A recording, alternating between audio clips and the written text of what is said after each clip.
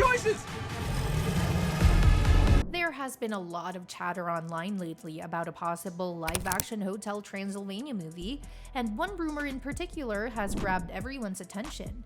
According to the speculation making the rounds on social media, Adam Sandler could reportedly be developing a live-action version of the franchise alongside Netflix. At this point though, it's important to remember that nothing has been officially confirmed. Neither Netflix nor Adam Sandler has announced that such a project is actually happening.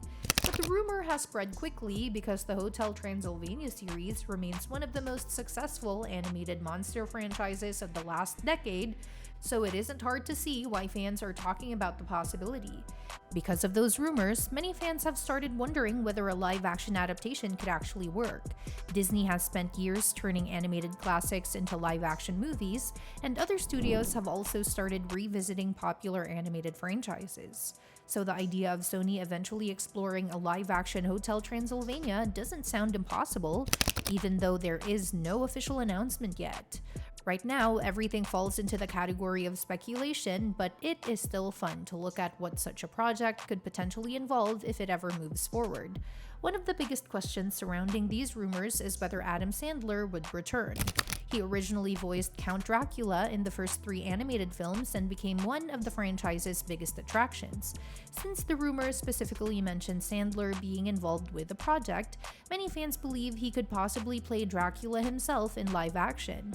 Others think he might stay behind the scenes as a producer while another actor takes over the role. Since nothing has been confirmed, both possibilities remain completely open. If a live-action version does happen, casting would immediately become one of the biggest talking points. Fans have already started suggesting actors for nearly every major character because Hotel Transylvania has such a memorable cast. The original animated movie featured the voices of Adam Sandler, Andy Samberg, Selena Gomez, Kevin James, Fran Drescher, Steve Buscemi, Molly Shannon, David Spade, and CeeLo Green. That lineup played a huge part in making the film memorable, so replacing them in live action would be a major challenge. The original movie was released in 2012 and was directed by Genndy Tartakovsky. The screenplay was written by Peter Bainum and Robert Smigel, and the film introduced audiences to a world where classic movie monsters weren't actually terrifying villains. Instead, they were funny, lovable characters who simply wanted a safe place away from humans. That fresh approach helped the movie stand out from many other animated films released around the same time. The story centered on Count Dracula, who owns Hotel Transylvania, a massive luxury resort built exclusively for monsters. Instead of being a haunted castle filled with danger, the hotel serves as a vacation destination where monsters from around the world can relax without worrying about humans discovering them.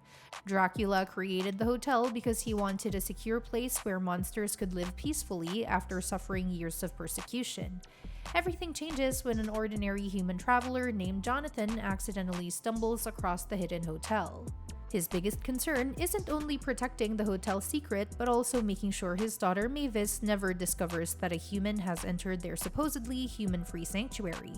If the truth comes out, Dracula believes it could threaten everything he has worked to build.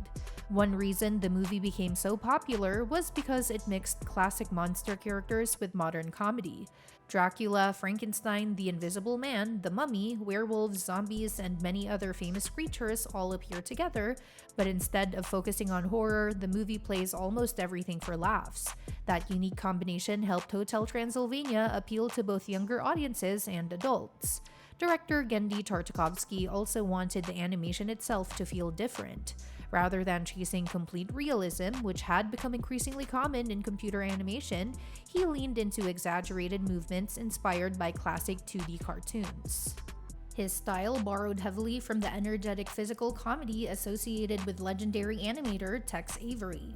Because of that creative choice, the characters moved in exaggerated and expressive ways that gave the movie its own visual identity. The gamble paid off financially. Hotel Transylvania premiered during the Toronto International Film Festival before arriving in theaters across the United States in September 2012. Critics were divided in their opinions, although audiences embraced the movie much more enthusiastically. Against an estimated budget of around $85 million, it earned roughly $358 million worldwide, making it a major commercial success. It even received a Golden Globe nomination for Best Animated Feature, and its box office performance eventually launched an entire franchise that included 3 sequels, along with various spin-offs and additional media. If these live-action rumors eventually turn into reality, the original story would probably remain the foundation of the adaptation. The movie begins in 1895 after Dracula's wife Martha is killed by an angry mob of humans. Devastated by her death, Dracula builds Hotel Transylvania deep in the mountains as a sanctuary where monsters can finally escape human fear and hatred. At the same time, he raises his young daughter Mavis inside the safety of the hotel, determined to protect her from the outside world. Another obstacle appears when Quasimodo, the hotel's chef, discovers Jonathan is actually human. Hoping to cook him before anyone else learns the truth, Quasimodo kidnaps Jonathan. Dracula manages to stop him by magically freezing Quasimodo before he can reveal the secret to the other guests. It is another desperate attempt to keep everything under control, although the lies continue piling up. Eventually, Mavis and Jonathan share their first kiss during her birthday celebration. Instead of celebrating her happiness, Dracula reacts emotionally and accidentally admits that he staged the fake human attack earlier in the movie.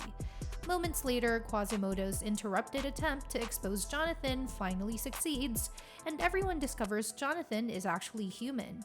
The revelation shocks the monster guests because Dracula has spent the entire movie lying to them. Even then, Mavis refuses to abandon Jonathan simply because he is human. Jonathan, however, decides to leave because he believes staying would only make things harder for both Mavis and Dracula. Watching Jonathan leave forces Dracula to reconsider everything he has believed for more than a century. After reading a gift left by Martha describing how they fell in love, he realizes humans may not be exactly the same as they were in the past. That realization pushes him to chase after Jonathan before it is too late. Dracula gathers Frankenstein, Wayne, Griffin, and Murray for one final mission. Together, they travel into the human world, hoping to catch Jonathan before his flight leaves. During their journey, they unexpectedly encounter people celebrating a monster festival. Instead of reacting with fear, the humans cheer for the monsters, showing Dracula that attitudes have changed dramatically over the years. That discovery completely changes his perspective. The humans even help Dracula reach the airport by protecting him from sunlight while he rushes toward Jonathan's departing airplane. In one of the movie's biggest action scenes, because I'll be bringing you more updates on upcoming movies before they even drop, so keep an eye out for that along with the latest on your other favorite shows and movies. Stay tuned, and I'll see you in the next one.